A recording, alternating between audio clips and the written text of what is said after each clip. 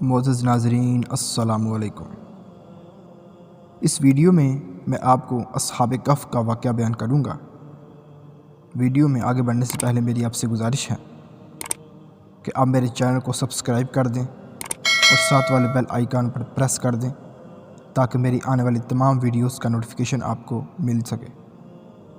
اصحاب کہف کے معنی غار والے کے ہیں۔ یہ چند سچے مومن نوجوان بچوں کا قصہ ہے جس کو قرآن پاک میں سورہ کہف میں بیان کیا گیا ہے۔ آج سے سینکڑوں برس پہلے کسی ملک میں ایک مشرک اور ظالم بادشاہ تھا۔ وہ خود بھی اللہ کو چھوڑ کر بتوں کی پوجا کرتا تھا اور دوسروں کو بھی بتوں کی پوجا کا حکم دیتا تھا۔ جو ایسا نہیں کرتا اس کو سخت سزائیں دیتا۔ ان کی سلطنت میں کچھ نوجوان بچے جن کی تعداد تقریباً 7 تھی۔ اللہ نے ان کو سیدھا راستہ دکھایا۔ یہ اللہ کو مانتے اور بتوں کو پوجنے کو برا سمجھتے تھے۔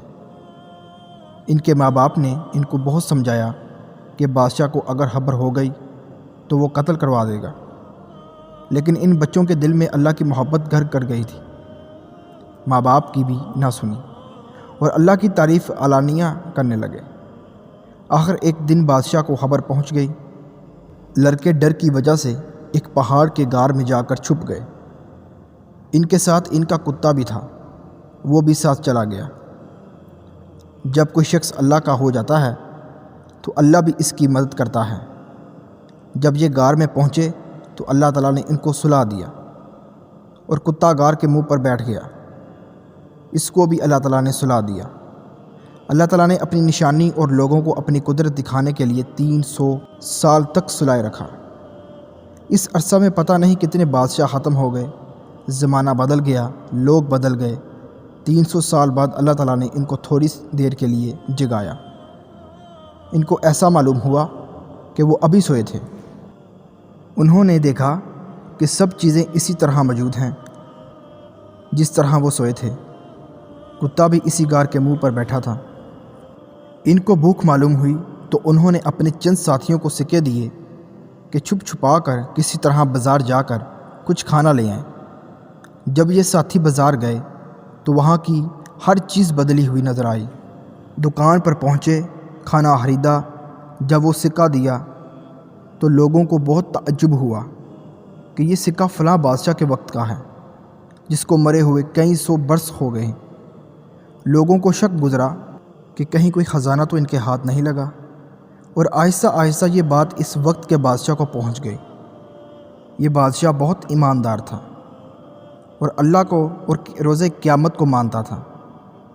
اس نے ان لڑکوں کو اپنے دربار میں بلایا اور سارا قصہ سنا۔ بادشاہ کو اور حاضرین کو بہت تعجب ہوا۔ بادشاہ ماں درباریوں کے اس غار تک آئے۔ انہوں نے ان لڑکوں کو سوتا ہوا دیکھا۔ ان کی آنکھیں کھلی ہوئی تھیں مگر جسم سو رہے تھے۔ بادشاہ اور ان کے درباریوں پر ایک وحشت طاری ہو گئی اور واپس چلے آئے۔ یہ لڑکے جو کھانا لینے آئے تھے غار میں داخل ہوتے ہی اپنے ساتھیوں کے ساتھ مل کر سو گئے۔